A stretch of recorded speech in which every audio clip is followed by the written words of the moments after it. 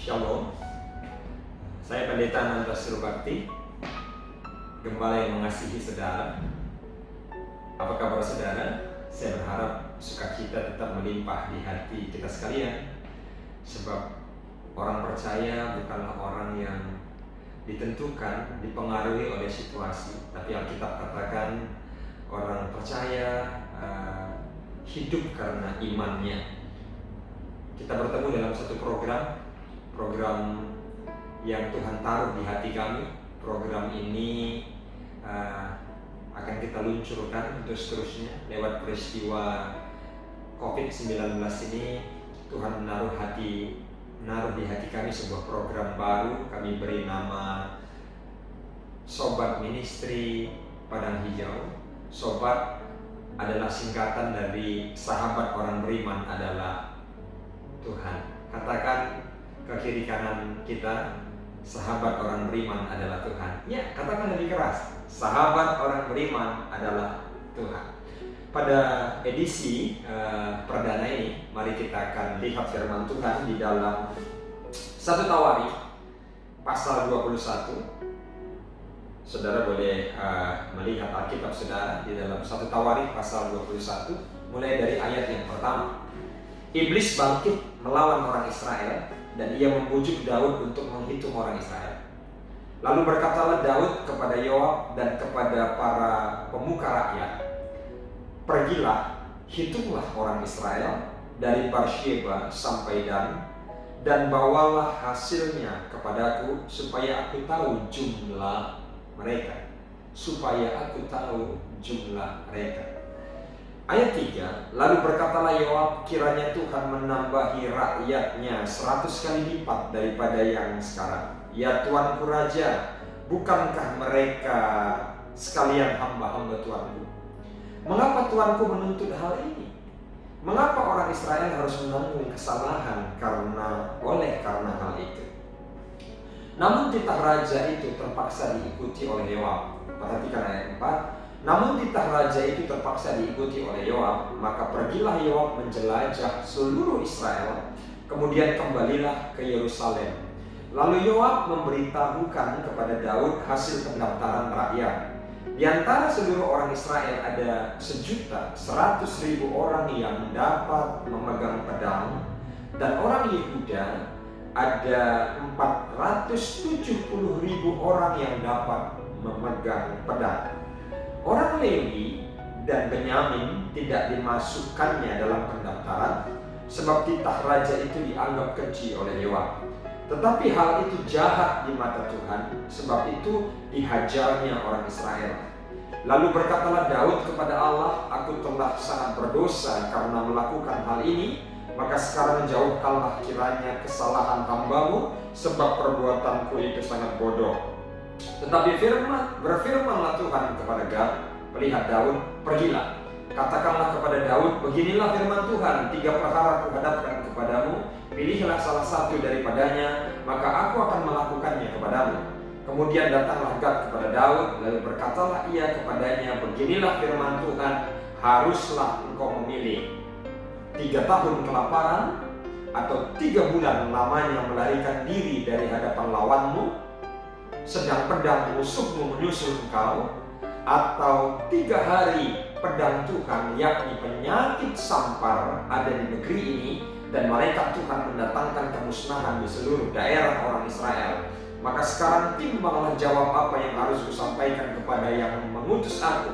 Ayat 13, lalu berkatalah Daud kepada Gad, "Sangat susah hatiku, biarlah kiranya aku jatuh ke dalam tangan Tuhan, sebab sangat besar kasih sayangnya, tetapi janganlah aku jatuh ke dalam tangan manusia."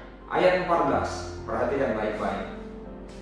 Jadi Tuhan mendatangkan penyakit sampar kepada orang Israel, maka tewaslah dari orang Israel 70.000 orang.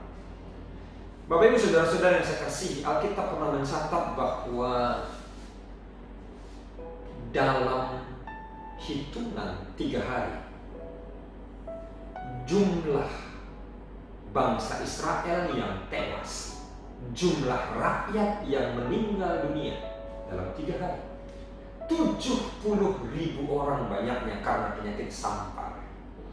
Penyakit sampar adalah penyakit yang menular, penyakit yang mewabah.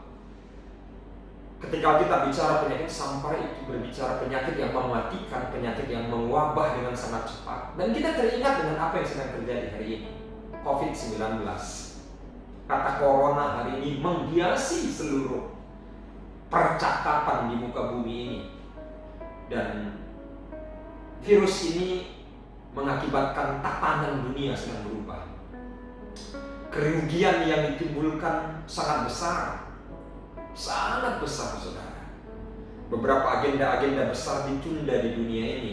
Olimpiade resmi ditunda, Piala Eropa, Piala Copa Amerika resmi ditunda.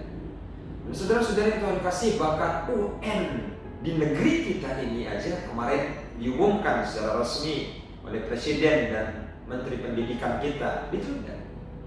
Nah, Bapak Ibu saudara-saudara yang Tuhan kasihi, Alkitab pernah mengkisahkan bahwa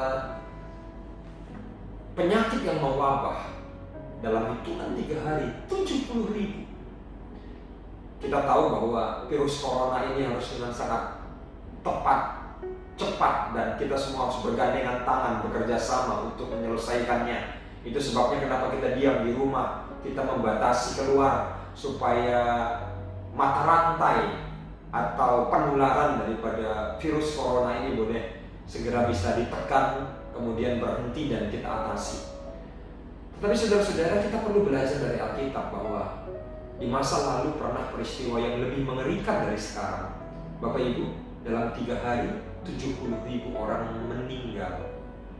Kita tidak sedang bermaksud bahwa virus corona saat ini tidak ada apa-apanya dibanding dengan apa yang terjadi dalam Alkitab. Tapi kalau kita mau banding data, nyata sekali dalam 3 hari 70.000 meninggal, dan itu sangat mengerikan.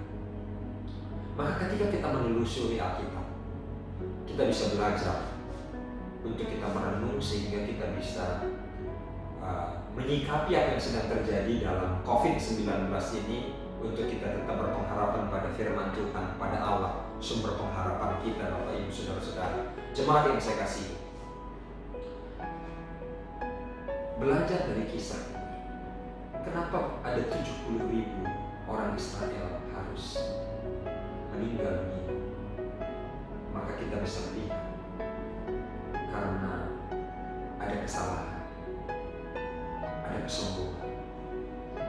Ketika Daud memerintahkan untuk menghitung jumlah pasukannya, tentaranya, di dalamnya terbersih, ingin mengetahui kekuatan daripada pasukan yang dia miliki. Sedangkan sebagai bangsa pilihan, bangsa Israel letak kemenangannya tidak pernah pada kekuatan pedang, tidak pernah karena banyaknya jumlah pasukan, tetapi karena tangan Tuhan yang menyertai kemanapun bangsa Israel berperang. Alkitab katakan Tuhan berperang ganti bangsa Israel dan mereka hanya tinggal diam saja. Masih ingatkah peristiwa di Rafidim? Ketika Musa mengangkat tangan, maka lebih kuatlah bangsa Israel dan kalah Amalek. Tapi ketika Tuhan turun tangan, ketika Musa turunkan tangannya, apa yang terjadi? Bapak Ibu saudara-saudara, bangsa Israel kalah.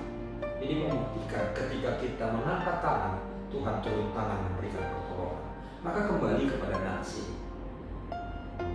Saudara-saudara yang Tuhan kasihi, saat ini bukan situasi untuk kita saling menyalahkan, tapi saat ini situasi bagi kita untuk introspeksi diri.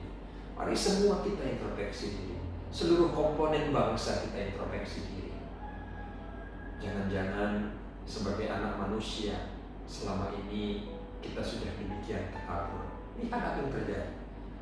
Bangsa yang paling maju sekalipun di dunia ini, Amerika, negara-negara di Eropa, ternyata kita tidak ada apa-apanya. Nggak ada yang pantas kita sombongkan, nggak ada yang kita pantas megahkan. Satu virus corona saja bisa merontokkan seluruh tatanan yang kita bangun berpuluh-puluh tahun sebelumnya. Karena itu saudara-saudara, ingat, kesombongan adalah pintu celah kita mengalami malapetaka. Saatnya bagi kita saat ini merendahkan diri. Mari kita mengaku dosa, pelanggaran, kesalahan kita, datang ke hadapan Tuhan. Kita bisa menemukan dari peristiwa ini bagaimana tulah itu berhenti. Apakah yang harus kita lakukan sehingga seperti bangsa Israel mengalami pertolongan Tuhan dan tulah itu berhenti, dan kita mengimani COVID-19 ini juga bisa berhenti, saudara. Virus ini bisa berhenti penularannya. Yang pertama, saudara, memohon anugerah Tuhan, kasih setia Tuhan. Bencana yang menimpa bangsa Israel pada waktu itu berhenti ketika pedang malaikat sedang terarah kepada Yerusalem, dan Tuhan di hatinya timbul belas kasihan. Mari hari-hari ini kita banyak berdoa sehingga cawan doa di sorga penuh kita isi dengan doa-doa kita. Saatnya kita menangis, saatnya kita memanggil Tuhan dalam kesungguhan sehingga ada belas kasihan Tuhan. Kita memohon belas kasihan Tuhan, saudara. Kita memohon kasih setia Tuhan, kita memohon kasih sayangnya. Itu yang pertama. Yang kedua, Alkitab katakan pada 2 Samuel pasal 24 ayat 17, Daud menyadari kesalahannya dan memohon ampun. Dia meminta ampun kepada Tuhan. Apapun kesalahan, pelanggaran kita, mari kita mohon ampun. Kita juga mohon ampunkan kesalahan daripada seluruh orang-orang yang ada di dunia ini. Mari kita bersyafaat. Kita memohon pengampunan di hadapan Tuhan. Yang ketiga, di dalam 2 Samuel pasal 24 ayat 25 dikatakan tulah itu berhenti ketika Daud mulai membangun mezbah, membakar persembahannya di hadapan mezbah. Mari bangun mezbah, mezbah keluarga, mari kita bangun.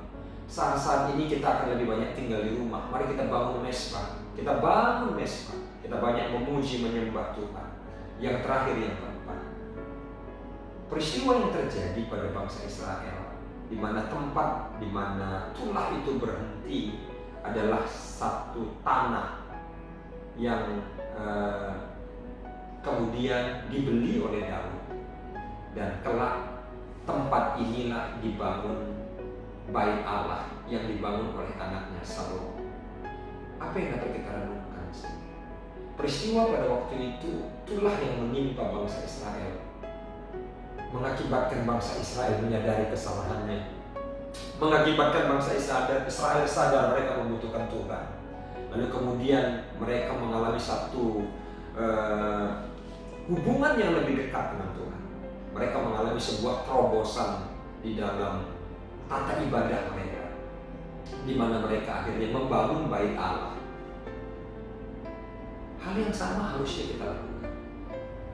Maukah kita berjanji setelah Tuhan menolong kita, setelah COVID-19 ini akan teratasi dan kita mampu melewatinya dan mengalahkan, terjadi sebuah perubahan tatanan dalam hidup kita, perubahan tatanan ibadah yang lebih baik, perubahan kehidupan ibadahmu yang lebih baik, perubahan kesungguhanmu di dalam melayani Tuhan lebih baik, kualitas hidup yang lebih baik.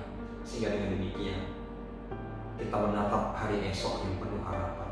Kita percaya bersama dengan Tuhan kita akan mampu melewati pandemi Corona ini, COVID-19 ini. Tapi yang lebih penting daripada itu, setelah kita mampu melewatinya, sebuah tatanan baru tercipta. Kita semakin mengasihi Tuhan. Kita mengalami sebuah terobosan di dalam ibadah pribadi kita ke hadapan Tuhan. Tuhan Yesus memberkati.